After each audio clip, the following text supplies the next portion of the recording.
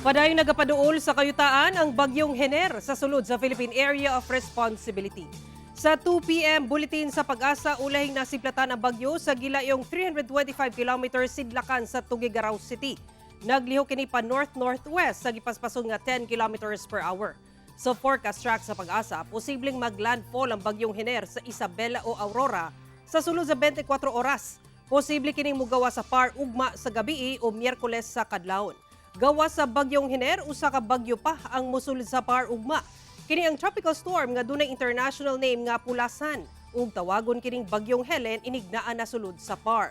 Pakusgon sa duha ka bagyo ang habagat busag ipaabot ang pag-ulan sa dakong bahin sa nasod.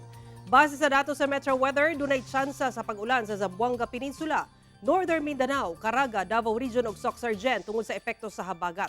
Busa magbantay sa posibleng pagbaha o landslide.